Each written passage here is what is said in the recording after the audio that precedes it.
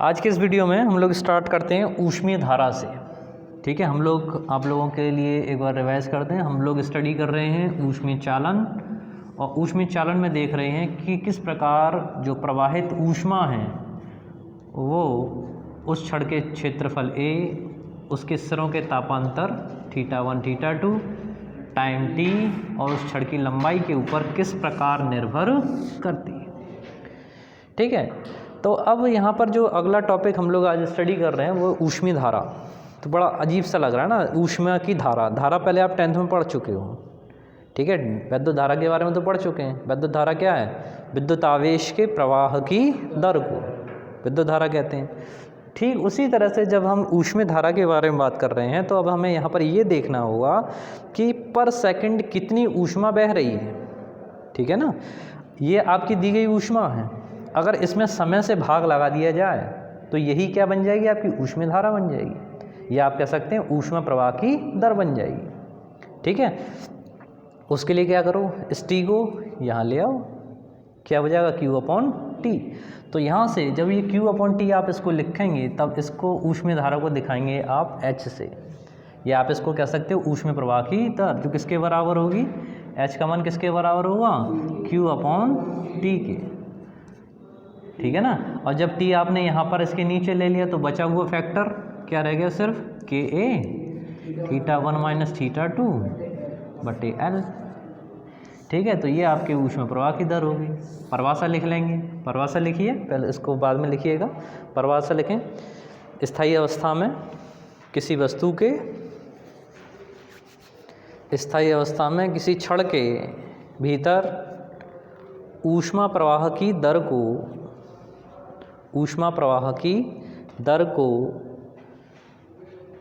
ऊष्मीय धारा कहते हैं। ऊष्मीय धारा कहते हैं। इसे H से प्रदर्शित करते हैं, कैपिटल H, और कैपिटल H बराबर Q/T।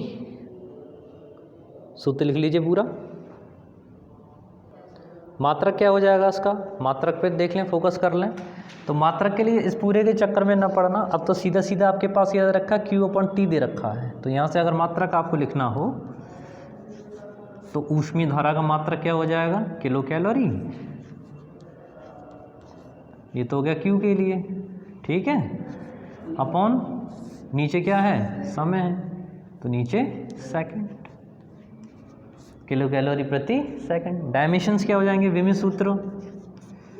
सूत्र की भी बात कर लें तो ये Q की तुलना W से की जाती है, mL/T-2, और नीचे अपॉन में क्या है? T दे रखा। T यहाँ पर, T ऊपर जाएगा तो माइनस का 1, -2 और 1 ऐड हो जाएगा, राइट, mL/T-3। ये इसके डायमेंशंस हो गए। तो यहाँ पर आपने देखा मात्रक हो गया किलो कैलोरी प्रति सेकंड और डायमेंशंस हो गए mL/T-3। अगले बिंदु पर आते हैं। नेक्स्ट जो पॉइंट है आपका है ऊष्मीय प्रतिरोध। ठीक है, धारा के बाद हम लोग पढ़ेंगे उसमें ऊष्मीय प्रतिरोध। ठीक है, तो इलेक्ट्रिक फील्ड वाले कॉन्सेप्ट आपके दिमाग में चलना चाहिए। विद्युत धारा में आप जानते हो कि विद्युत में प्रतिरोध की परिभाषा क्या थी?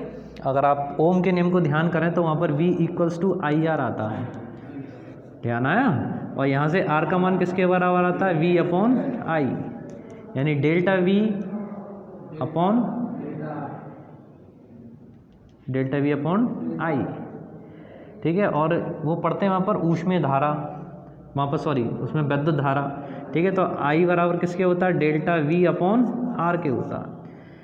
तो यहाँ पर आपके ऊष्मीय धारा ना होकर यहाँ पर विद्युत धारा ना होकर क्या है? ऊष्मीय धारा। तो ऊष्मीय धारा के लिए क्या कर लें आप? इसकी तुलना कीजिए इसके साथ में।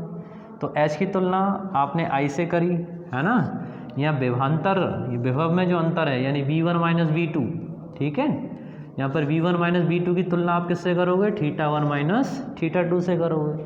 तो प्रतिरोध R की तुलना के लिए आपके क्या बचा? आपके पास में L और KA बचा। समझ में आया? अगर आप इसको इस तरीके से लिख लें कि H बराबर θ1 - θ2 अपॉन L, और KA कहाँ पहुँचेगा? इसके हर में KA। समझ में आया?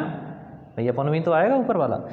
तो इसमें आप कंपेयर कर लो, एच की कंपैरिजन कब कर रहे हैं आप आई से, θ1 माइनस θ2 की कंपैरिजन कर रहे हैं डेल्टा वी से यानी V1 माइनस V2 से। तो जो बचा R यानी जो वहाँ पर विद्युत प्रतिरोध होता है उसकी तुलना आप किससे करेंगे, L/Ka पे। तो यहाँ पर R का मान किसके बराबर आएगा, L/K इंटू A के बराबर होएगा। ठीक है, लेकिन अब आप इसको विद्युत प्रतिरोध नहीं कहेंगे, हम कौन सा प्रतिरोध पढ़ रहे हैं, ऊष्मीय प्रतिरोध को पढ़ रहे हैं। तो ये जो पूरा फॉर्मूला आपके पास आया इसको आप कौन सा प्रतिरोध कहेंगे, ऊष्मीय प्रतिरोध कहेंगे। तो वहाँ पर विद्युत धारा के मार्ग में उत्पन्न होने वाली रुकावट को आप विद्युत प्रतिरोध कहते हैं। यहाँ पर आप क्या कहेंगे, ऊष्मा के प्रवाहक में जो रुकावट उत्पन्न हो रही है उसको आप कहेंगे ऊष्मीय प्रतिरोध। ठीक है, दिखाएंगे किससे, आर से। फॉर्मूला क्या हुआ, L/K। L क्या है, उस चालक छड़ की लंबाई, A उसका अनुप्रस्थ काट का क्षेत्रफल और K ऊष्मा चालकता गुणांक। ठीक है, नोट कीजिए। इसका मात्रक और विमित सूत्र पर ध्यान दे लें तो इसी फॉर्मूले से आर का मात्रक जो निकलेगा, ऊष्मीय प्रतिरोध का मात्रक L/Ka है, L का मात्रक मीटर अपॉन K का मात्रक अगर ध्यान हो तो अभी लिखा था आपने किलो कैलोरी था upon metre degree Celsius into second into area का अगर देखें तो मीटर का स्क्वायर। ठीक है, इसको आप सॉल्व कर लीजिए। मीटर से 1 मीटर इसका कैंसिल हुआ, इस मीटर से ये मीटर काटिए, ये ऊपर जाएगा, ये हो जाएगा degree Celsius second upon kilo calorie.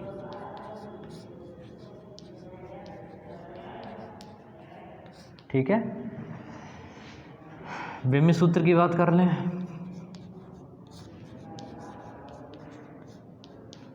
Temperature theta, second की बात हो रही है T, अगर ऊष्मा की बात की जाए तो वही mL/T-2। ठीक है, इसको अगर देखें तो m ऊपर जाएगा तो m-1, L ऊपर जाएगा L-2, T ऊपर गया प्लस का हुआ T3 और ऊपर थीटा के अंदर H। यहाँ से अगर एक और मात्रक लिखना हो तो आप लिख सकते हैं किलोग्राम इनवर्स। ठीक है, मीटर -2 सेकंड की पावर Q और केल्विन सीधा या डिग्री सेल्सियस। ठीक है, इस प्रकार इसके मात्रक और विमित सूत्र हुए,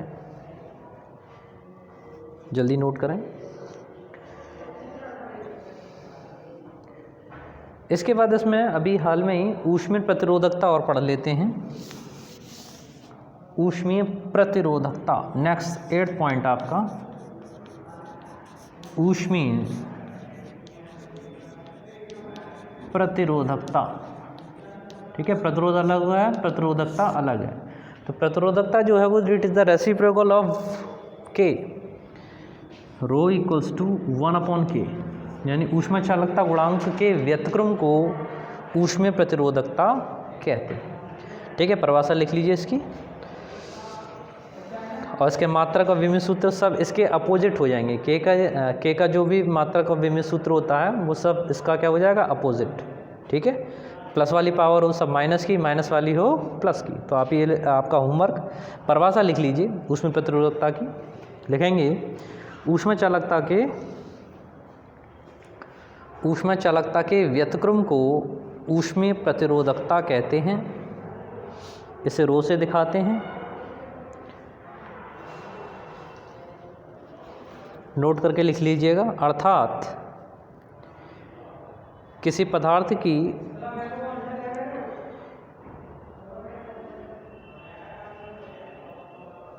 ऊष्मा चालकता जितनी अधिक होगी उसकी प्रतिरोधकता उतनी ही कम होगी। ठीक है, आज के लिए यहीं तक रखते हैं। फिर अगले वाले वीडियो में हम लोग संयुक्त गुटके का यानी संयुक्त छड़ लेंगे, 2 छड़ों को जोड़ेंगे और उनका कंबाइंड करके उनके संपर्क पृष्ठों का ताप और ऊष्मा प्रवाह की दर, ठीक है, इन दोनों को देखते हैं। ठीक है बेटा, थैंक यू।